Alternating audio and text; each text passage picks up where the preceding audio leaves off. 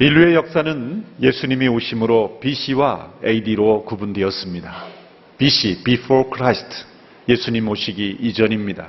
AD, 라틴어로 Anno Domini, in the year of our Lord, 우리 주님의 해라는 그런 뜻입니다. 역사의 BC와 AD를 나누듯이 우리 인생에 예수 그리스도께서 찾아오시면 우리 인생에도 BC와 AD로 구분이 됩니다. 진정 그리스도인이라고 한다면 예수님을 믿기 이전의 삶과 이후의 삶에는 놀라운 변화가 있습니다. 살아있는 그런 삶의 변화가 없다면 그것은 죽은 믿음일 것입니다. 그런 행실의 뚜렷한 변화를 경험하고 있는 분들은 나는 예수님을 통해서 나의 인생의 BC와 AD가 이렇게 변화되었다라고 말할 수 있겠지만 아직 자신의 삶의 행실에 뚜렷한 변화가 없는 분들도 있을 수가 있습니다. 그 이유는 무엇일까요? 그것은 예수님을 믿을 때에 자신에게 일어난 신분의 변화, 이 행실의 변화보다 더 근본적이고 더 먼저 일어난 이 신분의 변화를 깨닫지 못했기 때문입니다. 예수 그리스도를 믿을 때 삶이 저절로 변하는 것이 아닙니다. 갑자기 변하는 것이 아닙니다. 우리가 그리스도를 믿는다는 그 진리를 올바로 깨달을 때, 그 믿음 안에 있는 그런 하나님의 역사를 올바로 깨달을 때, 믿는 우리에게 베푸신 하나님의 지극히 크신 능력이 무엇인지를 깨닫게 될 때, 우리를 구원으로 부르신 하나님의 부르심의 소망이 무엇인지를 우리의 눈이 열려 바라보게 될 때, 곧 우리가 그리스도 안에서 얻게 된 이 변화된 신분, 이 신분의 변화를 깨달을 때 우리는 우리의 행실이 점점 변화되어가는 것을 보게 되는 것입니다. 오늘 우리가 함께 읽은 이 본문은 그리스도를 우리가 만났을 때 과거와 현재가 어떻게 변화되었는지를 우리에게 잘 보여주고 있습니다. 2절 말씀에 보면 그때는 이렇게 시작을 하고 또 지금은 이렇게 대조가 되고 있습니다. 그러나 2절뿐만 아니라 본문 전체적으로 예수님을 만나기 이전 우리의 인생의 BC와 예수 그리스도를 만난 이후 우리의 인생의 AD를 잘 대조적으로 설명해주고 있습니다.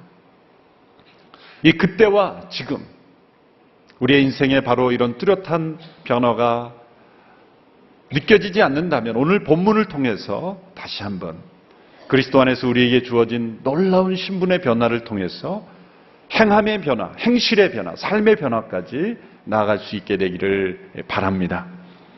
이러한 변화가 어떻게 일어났는가? 오늘 2장 1절에서 10절까지의 내용을 보면 핵심 문장이 있습니다. 주어는 하나님입니다. 그리고 동사는 하나님이 살리셨다는 겁니다. 그리고 일으키셨다는 겁니다. 그리고 하늘에 앉히셨다는 겁니다. 이것이 핵심 문장이에요. 그리고 나머지 문장들은, 말씀들은 다 이 주된 문장을 설명하기 위해서 보충으로 주어진 말씀입니다. 1절에서 7절까지가 한 문장이고 8절에서 10절까지가 한 문장이에요. 그래서 1절에 10절의 이 긴 말씀이 두 문장으로 이어지고 있습니다. 1절에서 7절까지는 과거와 현재를 대조하고 있고 8절에 10절의 말씀은 이 7절까지의 말씀을 보충해서 설명하는 내용의 말씀으로 기록되어 있습니다. 그 핵심 요지는 하나님께서 그리스도와 함께 우리를 살리셨다는 겁니다. 살리셨을 뿐만 아니라 우리를 다시 일으키셔서 하늘에 앉히셨다라는 것입니다. 그것이 바로 구원입니다. 구원은 단지 우리가 죄 용서받는 것에 끝나는 것이 아닙니다. 그리스도와 함께 부활하는 것으로 끝나지 않습니다. 우리가 그리스도와 함께 승천할 뿐만 아니라 그리스도와 함께 주님이 앉아 계신 그 자리에 우리도 함께 앉게 되는 것, 이것이 구원입니다. 구원이라는 단어만큼 우리에게 친숙한 단어가 없습니다. 그러나 때로 우리가 신앙생활하면서 친숙해지는 것과 분명히 깨달은 것과는 다르다는 것을 알게 됩니다. 누군가 여러분에게 구원이 무엇인가? 당신이 구원받았다라는 것이 무엇인가라고 질문한다면 뭐라고 대답하시겠습니까? 때로 우리에게 친숙하지만 그러나 굳어져서 생명력 없는 단어가 되어버릴 때가 얼마나 많습니까? 우리 바다에서 길러낸 미역이나 다시마 같은 그런 해초류가 있지 않습니까? 바다 속에 있을 때는 얼마나 빛깔이 아름답고 부드럽고 예쁩니까? 그런데 그것을 따서 햇볕에 말려서 사람들이 먹기 위해서 말려놓은 걸 보면 이 검고 뻣뻣하고 딱딱해진 것 아니겠습니까? 이 구원이라는 단어가 얼마나 생명력 있고 아름답고 축복의 단어고 감격적인 단어인데 이제 말라버린 딱딱해져버린 그런 미역처럼 생명력을 잃어버린 그런 단어가 되어버리지 않았었습니까? 2011년도 이 소말리아 해적에 의해서 납치됐던 사모 주얼리호의 21명의 선원들이 극적으로 다 구출되었을 때, 그들이 구원받았을 때, 그들이 해적의 손에서 구원받았을 때 온 국민이 얼마나 기뻐했습니까? 가족들은 얼마나 즐거워했을까요? 구원이란 그렇게 감격적인 겁니다. 구원이란 단어는 구원이 필요한 상황에 있는 사람에게는 얼마나 절실한지 모릅니다. 질병 가운데 있는 사람에게는 질병으로부터 구원이 얼마나 간절한 제목입니까? 재정적인 위기 가운데 있는 사람에게는 그 위기로부터 건짐을 받는 것이 얼마나 큰 그 감격적인 단어입니까? 여러분, 유람선을 타면 날씨가 좋고 바다가 평온하면 그 배에 구명보트가 있다는 것을 쳐다보지도 않을 겁니다. 잔잔한 바다를 항해하는 유람선에 구명보트를 뚫어지게 바라보는 사람이 누가 있겠습니까? 그런데 만일 배가 암초에 부딪혀서 좌초하게 되고 기울어져서 이제 물에 빠져들고 있다면 모두가 무엇을 찾을까요? 구명보트를 찾고 있을 겁니다. 어떤 사람이 여러분에게 알약 2개를 주면서 이거 먹으라 그러면 먹겠습니까?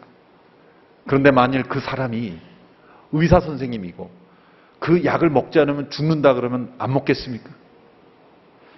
구원이라는 것은 우리가 처한 형편과 상황, 이 얼마나 위중하고 위급한가에 따라서 우리가 다르게 느껴지는 것입니다. 많은 사람들이 예수님을 믿고 구원받으라고 말할지라도 받아들이지 않는 이유가 뭡니까? 나는 구원이 필요하지 않는 상태라고 생각하기 때문이죠. 인간이 얼마나 위급하고 인간이 얼마나 위험한 상태에 있다는 것을 알지 못하는 것입니다. 예수님만큼 인간이 위험한 상태에 있다는 것을 철저하게 가혹하리만큼 지적한 분이 없습니다. 인간은 잃어버린 양과 같다 그랬습니다. 한 마리 잃어버린 양이 되어서 목자가 양을 찾아주지 않으면 들짐승에서 먹힐 수 있는 그러한 상태라는 거죠. 잃어버린 동정과 같다고 말했습니다. 집을 나가서 방황하고 있는 집을 잃어버린 아들과 같다고 말하고 있습니다. 심지어는 모래 위에 지은 집이 이제 물이 들어오면 바로 무너질 수밖에 없는 그런 모래 위에 지은 그런 연약한 집과 같다고 말하고 있습니다. 우리 인간의 실존, 인간의 위급한 상황에 대해서 가장 정확하게 지적하신 분은 바로 예수 그리스도이십니다. 우리는 구원이 필요한 존재입니다. 인간 스스로는 이 구원을 해결할 수 없습니다. 누군가, 어떤 분이, 전능하신 분이, 그리고 은혜로우신 분이 우리의 죄에도 불구하고 우리의 연약함에도 불구하고 우리를 건져주시는 구원의 손길이 필요한 것입니다. 오늘 본문 1절에서 3절은 바로 인간이 처한 이 위급한 상태, 우리가 예수 그리스도를 만나기 이전에 우리 인생의 BC가 어떠했는가를 우리에게 설명해 주고 있는 말씀입니다. 1절에서 3절의 말씀을 함께 읽겠습니다. 시작. 여러분 또한 여러분의 허물과 죄로 죽은 사람들이었습니다.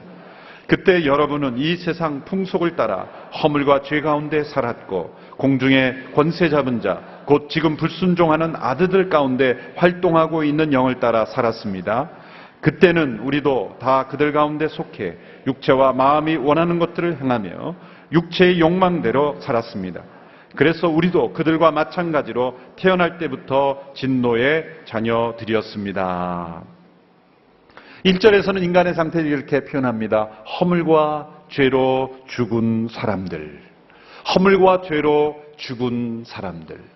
이 표현은 두 가지에서 아주 특이한 표현입니다. 첫째는 여러분이라고 할 때는 지금 살아있는 사람을 가리켰는데 그 살아있는 사람을 가리켜서 죽은 사람이라고 표현했다는 거예요. 두 번째 특이한 것은 그 살아있는 사람이 장래에 죽을 사람들 이렇게 설명하지 않고 이미 과거에 죽은 사람을 과거로 표현했다는 거예요.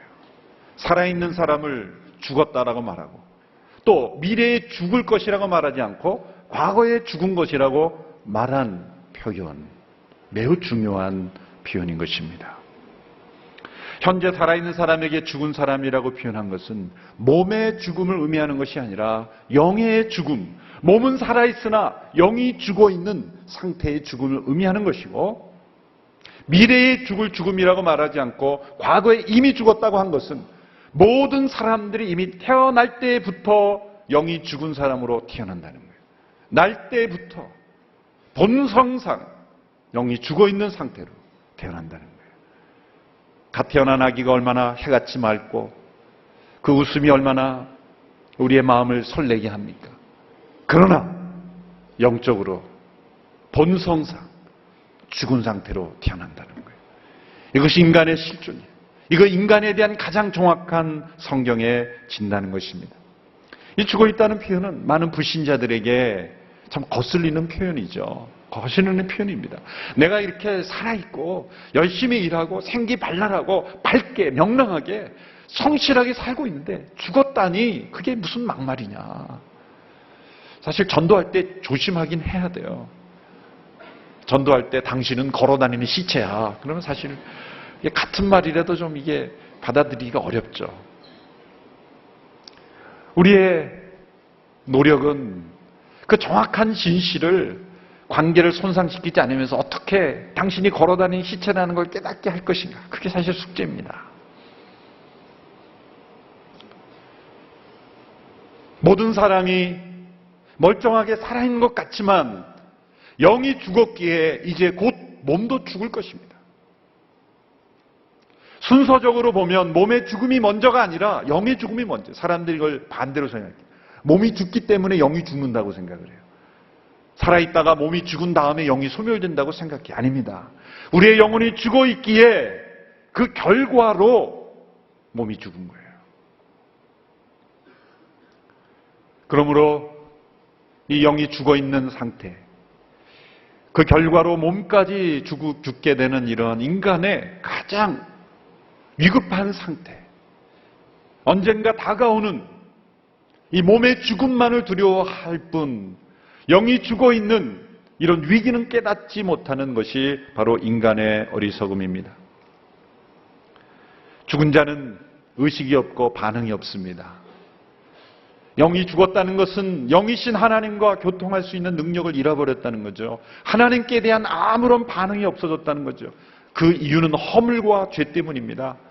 허물은 궤도에서 벗어났다는 것이고, 죄는 관역에 맞추지 않고 목표에 도달하지 못했던 같은 의미입니다. 강조한 것이죠. 죄로 인해서 우리는 하나님의 관계를 깨어진 것입니다. 영이 죽어버린 것입니다. 하나님을 사랑하는 마음도 하나님과 동행하려는 마음도 어떤 의지와 열망도 잃어버린 그런 죽어있는 상태입니다. 지난 고난주간 때 제가 죄와 우리 인간의 관계를 어거스틴이라는 분이 4가지 상태로 구분해서 설명했다고 말씀드렸습니다. 물론 저는 여러분들이 기억하고 계실 거라는 거 믿지는 않습니다. 또 자책하실 필요도 없습니다. 4가지 상태, 기가 막힌 구분이에요. 첫 번째 상태는 타락하기 전에 아담과 하와의 상태를 이렇게 표현했습니다. 죄가 없지만 죄를 지을 수 있는 상태. 죄를 지을 수 있는 상태. 이 죄를 지을 수 있는 가능성을 가지고 있는 상태죠. 두 번째 상태는 타락 직후의 인간의 상태입니다. 그것은 죄를 지을 수밖에 없는 상태. 죄를 지을 수밖에 없는 상태. 반대로 설명하면 짓지 않을 수 없는 상태. 죄를 짓지 않을 수 없는 상태. 아무리 죄를 짓지 않으려고 해도 죄를 짓지 않을 수 없는 상태. 그것이 바로 인간의 타락의 상태. 바로 에베소 2장 1절에 허물과 죄로 죽은 사람들이라고 할 때 허물과 죄로 죽었다라는 것은 죄를 짓지 않을 수 없었다는 거예요. 그런 상태가 되어버린 거예요. 그런데 그리스도를 만나 우리가 변화되어 의롭게 되었을 때 우리에게 일어난 상태는 세 번째 상태죠. 죄를 짓지 않을 수 있는 상태. 죄를 짓지 않을 수 있는 상태. 이젠 그리스도 안에서 우리가 성령을 따라 살면 죄를 짓지 않을 수 있는 상태로 변화된 거예요. 그러나 여기서 머무르지 않습니다. 네 번째 우리에게 약속된 상태가 있습니다. 그것은 죄를 지을 수 없는 상태. 죄를 지을 수가 없어요. 그리스도와 함께 영화롭게 된, 다시는 죄가 없고 반역이 없고 어떠한 어둠도 없는 영화로운 상태에서 다시는 죄가 우리를 찾아올 수도 없고 죄도 일어나지 않는, 죄를 지을 수 없는 상태가 됩니다. 죄를 지을 수 있는 상태에서, 죄를 짓지 않을 수 없는 상태에서, 죄를 짓지 않을 수 있는 상태로, 그리고 마지막에 죄를 지을 수 없는 상태로. 조금 헷갈리지만 다음에 몇 번 더 설명드리겠습니다. 바로 이런 상태입니다. 인간은 무엇인가를 따라 사는 존재예요.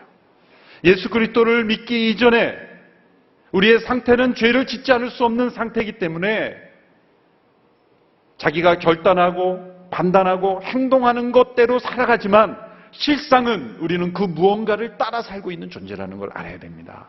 내가 아무리 판단하고 나의 현명한 결단과 지혜로 결정하고 살아가는 것 같지만, 내 판단과 의지를 따라 살아가는 것 같지만 성경은 결코 그렇게 말하지 않습니다. 너의 그 생각, 판단은 그 무엇인가로부터 영향을 받은 것이다.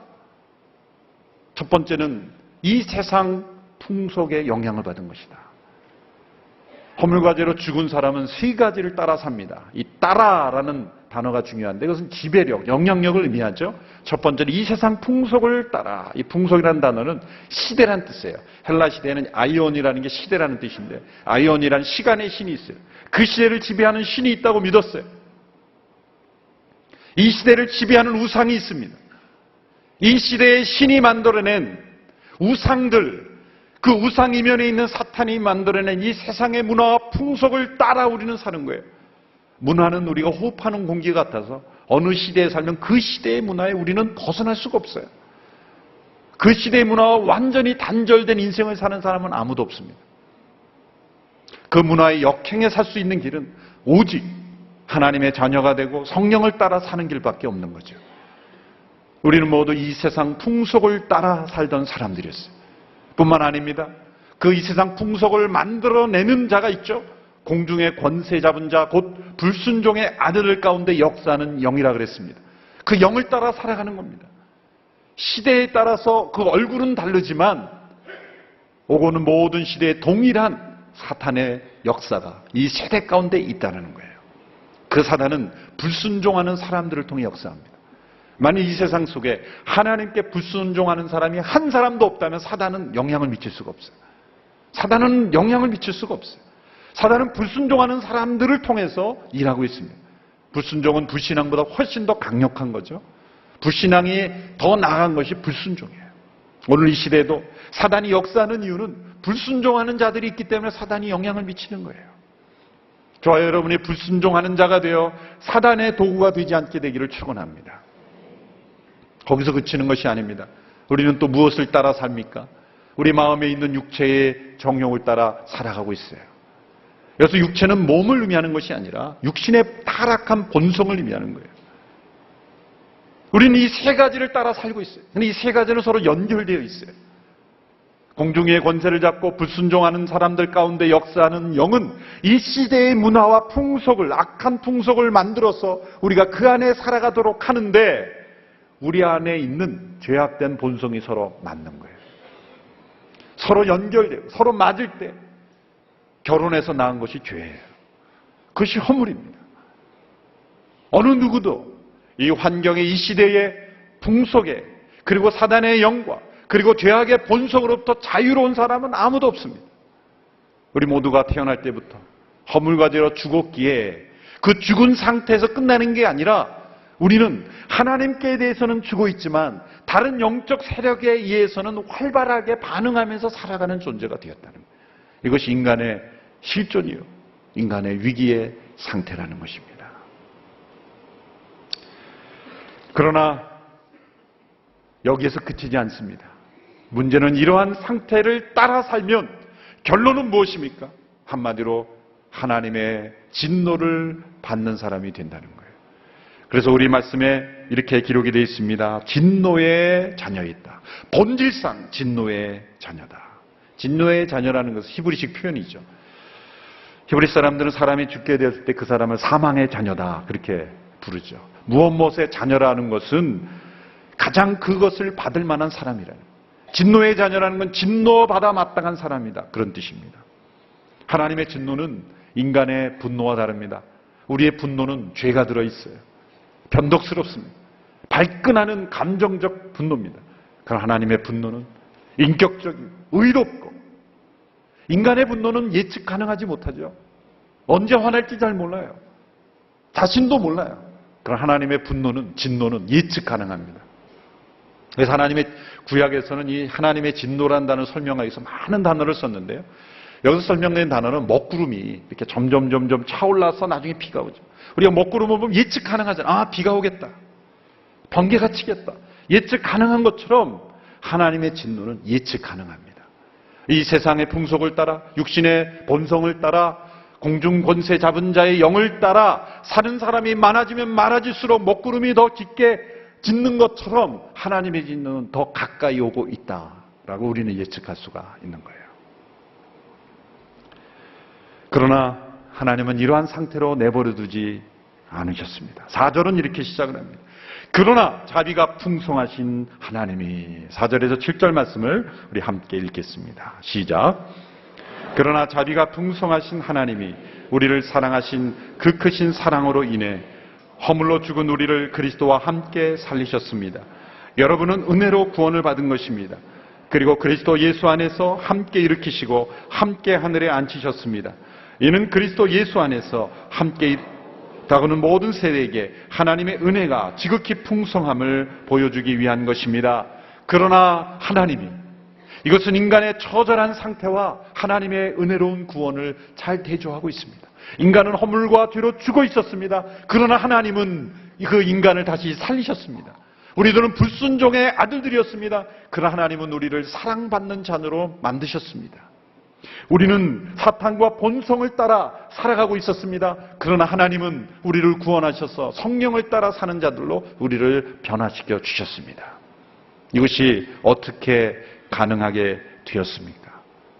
하나님이 우리를 그렇게 구원하신 방법은 그리스도와 함께 우리를 연합시킴으로 우리를 죽음 가운데 다시 살게 하시고, 다시 산자를 하늘로 끌어올리시고, 그리고 주님이 앉아 계신 그 보호자 우편에 함께 앉아 있게 하셨다는 거예요. 여러분, 에베소서 2장 4절로 7절까지의 말씀에서 우리가 예수님과 함께 연합된 것을 설명할 때, 로마서의 6장에서는 우리가 예수님과 함께 죽는 죽음의 강조를 두었습니다. 우리가 예수님의 죽음과 함께 연합함으로 우리가 부활하게 되는 것을 강조했는데, 그 부활을 미래로 설명했어요. 미래, 우리가 예수님과 함께 죽게 되면 함께 살아날 것이다, 그렇게 설명을 했는데, 에베소서에서는 그 시제가 바뀌었어요. 그것이 중요한 거예요.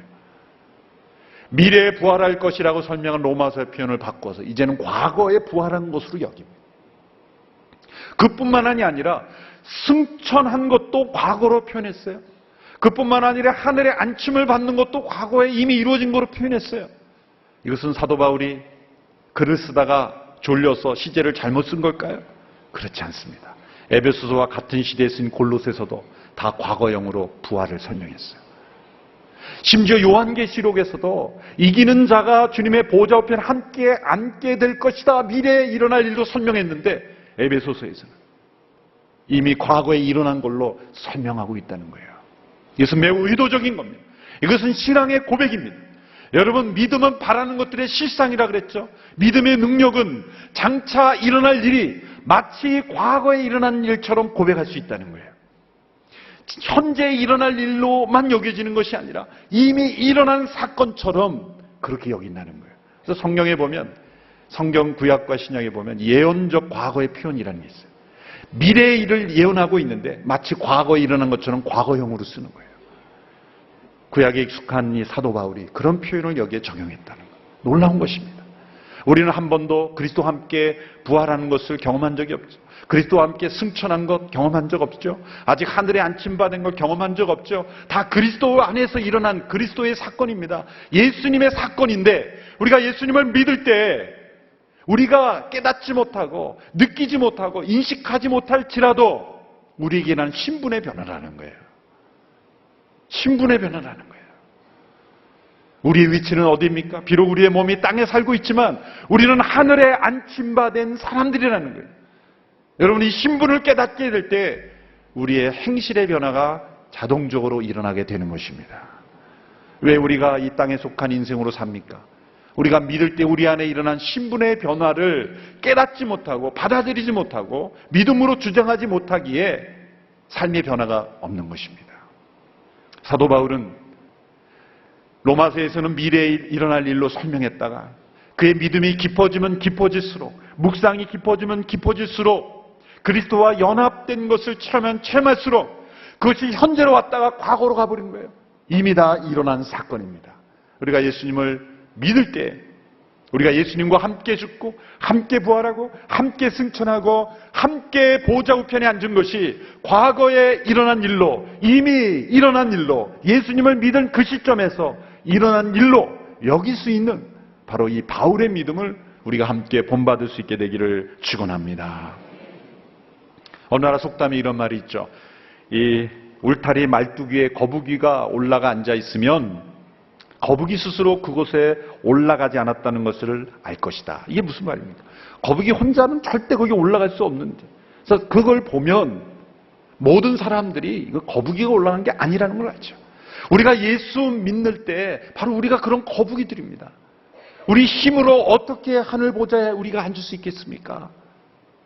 하나님의 전능하신 능력으로 우리를 그 죄악 가운데 건지셔서 하늘에 앉히신 하나님의 구원의 은총을 우리가 함께 찬양할 수 있게 되기 바랍니다.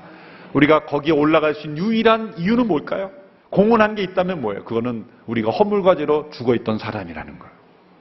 윌리엄 템플이라는 분이 그런 말을 했죠. 우리가 예수 그리스도의 구원을 받기 우리가 공헌한 유일한 것은 바로 우리의 죄라는 것뿐이다. 죄를 지어야 갈 수 있다는 게 아니에요. 우리 죄에도 불구하고 우리를 건지신 하나님의 구원이라는 거죠. 자비가 풍성하신 하나님, 그 큰 사랑으로 인하여 우리를 구원하신 것입니다. 이제 8절에서 10절까지의 말씀은 이제 7절까지의 그 놀라운 하나님의 구원을 다시 정리하며 요약해서 이렇게 설명하고 있습니다. 8절로 10절까지의 말씀을 우리 같이 함께 읽겠습니다. 시작. 여러분은 믿음으로 인해 은혜로 구원받았습니다. 이것은 여러분에게서 나온 것이 아니요 하나님의 선물입니다. 행위에서 난 것이 아니니 아무도 자랑하지 못하게 하려는 것입니다. 우리는 하나님께서 미리 예비하신 선한 일들을 위해 그리스도 예수 안에서 창조된 하나님의 피조물입니다. 하나님께서는 우리가 선한 일들을 행하며 살기를 원하십니다. 구원은 하나님의 선물입니다. 선물이라는 것은 은혜의 다른 말인 것입니다. 은혜를 가장 우리에게 실감나는 단어로 설명할 때 선물입니다. 물론 우리가 받는 선물은 진정한 선물이 아닐 때가 많기 때문에 우리가 선물에도 의심을 합니다만 선물이 선물되는 것은 값이 다 치루어진 거죠. 누군가 선물을 받았을 때 여러분이 돈을 더 얹어야 한다는 건 선물이 아닌 거예요. 미국에 있을 때 이메일로 이런 가끔 받았는데 프리 그런 단어가 많아요. 공짜라는 거예요. 대개 제가 현혹이 안 됐는데 어느 날 갑자기 프리인데 노트북 프리 이렇게 나왔다. 당신 당첨되었습니다. 당신이 초대되었습니다. 이렇게 나오는 거예요.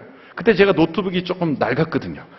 순간 홀깃해서 클릭을 해본 거예요. 그랬더니 요 정보만 주면 프리. 그거 끝나니까 또 요거만 또 기입하면 프리. 계속 한 5번 정도 가니까 그 다음에는 월 얼마 이렇게 나오는 거예요. 완전 거짓말이죠. 제가 한 30분 동안 그거 입력하고 이렇게 사람이 어리석냐. 공짜라는 말에 사람이 이렇게 잘 속을 수가 있는가. 세상이 공짜의 선물이라는 것은 다 가짜인 걸 여러분이 아시죠?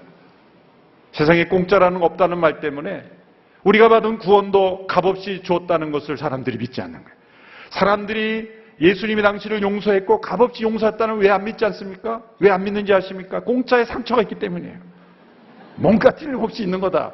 저 교회에서 돈 내라고 하는 거다. 그렇게 생각해요. 공짜는 없어. 값없이 우리가 받는 은혜는 값싼 은혜는 아닙니다.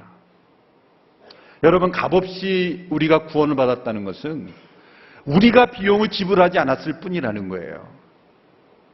그것 자체가 값싼 은혜라는 게 아니죠. 보네포라는 분이 우리가 받은 은혜를 값싼 은혜로 만들어버리고 있다고 비판했죠.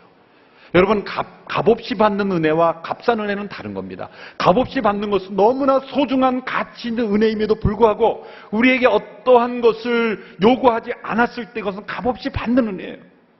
그러나 값싼 은혜라는 것은 어떤 대가도 지불되어 있지 않은 아주 가치 없는 그러한 은혜를 의미하는 것이죠. 값싸게 취급해버리는 겁니다. 회개 없는 구원. 언제든지 용서받을 수 있니 죄를 마음대로 져도 된다라고 생각할 때 그건 값싼 은혜로 만들어버리는 거예요. 우리가 받은 은혜는 값싼 은혜가 아니라 값비싼 은혜이지만 거저받은 은혜인 것입니다. 사람들이 믿지 못하는 것은 값없이 받는 것이라고 하기 때문이에요. 그것은 하나님의 선물입니다. 저는 에베소 2장 8절 10절의 말씀을 이 등식으로 한번 만들어봤어요. 정리하기 위해서. 등식으로 표현하면 이렇게 표현될 수 있다고 생각을 합니다. 자막이 준비된지 모르지만, 예. 자, 보시면 은혜. 하나님의 은혜로 인하여 믿음으로 말미암아 구원을 받습니다. 그런데 행위에서 난 것이 아니라고 했으니 행위를 빼야죠. 그것이 곧 구원입니다. 은혜로 인하여 믿음으로 말미암아. 은혜와 믿음은 합해져야 돼요. 그런데 이 믿음도 은혜죠. 하나님의 은혜로 우리가 믿게 되었으니. 그런데 행위에서 난 것이 아니니 행위를 빼야 돼요. 그걸 구원이에요. 그러면 우리가, 저는 수학을 잘 못하지만 이 등식을 다른 등식으로 바꿀 수가 있는 방법이 있죠. 그래서 마이너스 행위를 다른 쪽으로, 다른 편으로 옮길 수가 있죠. 옮겨보면 이렇게 되죠. 은혜 더하기 믿음, 구원 더하기 행위다. 위의 문장과 아래 문장은 같은 거죠. 위에서 우리가 구원받기 위해서는 행위가 어떻다고 해서 우리가 구원받는 게 아닙니다. 오직 은혜와 믿음으로만 구원받습니다. 그러나 은혜와 믿음으로 구원받은 자에게는 플러스, 더하기 무엇이 나타나야 돼요? 행위가 나타나야 됩니다. 이건 행위로 구원받는 게 아니라 구원받는 자에게서 나타나는 열매의 행위예요. 그래서 10절에서는 이렇게 설명하고 있는 거죠. 하나님께서 우리를 구원하신 것은 선한 일들을 행하게 하기 위함이다. 10절의 말씀을 우리 같이 한번 읽겠습니다. 시작. 우리는 하나님께서 미리 예비하신 선한 일들을 위해 그리스도 예수 안에서 창조된 하나님의 피조물입니다. 하나님께서는 우리가 선한 일들을 행하며 살기를 원하십니다. 이 선한 일들을 행하며 살도록 우리를 구원하신 거예요. 그래서 하나님의 피조물이라는 건 포이에마, 그것은 하나님의 걸작품이라는 거예요. 하나님이 창조 때에 아담과 하와를 인간을 만드셨지만 죄로 말미암아 타락한 우리들을 이제 더 멋진 하나님의 걸작품으로 우리를 만드셨다는 거예요. 그 이유는 우리가 선한 일들을 행하게 하려 함이라. 오늘 본문은 사실 은혜로 말미암아 얻는 구원을 설명하지만 행함으로 시작해서 행함으로 끝납니다. 어떤 행함입니까? 죄 가운데 허물과 죄로 죽어서 이 세상 풍속을 따라 육신의 본성을 따라 공중권세 잡은 자의 영을 따라 행하던 우리들이 이제는 구원받은 자로서 성령 안에서 선한 일을 행하며 사는 자로 변화된 삶, 우리의 행실까지도 변화된 행실의 변화를 우리에게 말씀하고 있는 거예요. 구원받은 사람은 행실의 변화를 가져옵니다. 그러나 이 중간에 있는 그리스도와 함께 우리를 일으키시고 살리시는 우리에게 일어난 신분의 변화, 이 구원의 놀라운 변화를 깨닫지 못하는 행실의 변화는 아무 의미가 없는 거예요. 선한 일을 행하게 하려 하십니다. 우리가 받은 이 구원이 얼마나 큰 은혜인지 우리가 다시 한번 깨닫고 감격하는 우리 모두가 될 수 있게 되기를 축원합니다. 우리가 받은 이 구원의 목적대로 우리의 삶의 선한 열매가 풍성하게 맺어지는 삶이 될 수 있게 되기를 주님의 이름으로 축원합니다. 기도하겠습니다.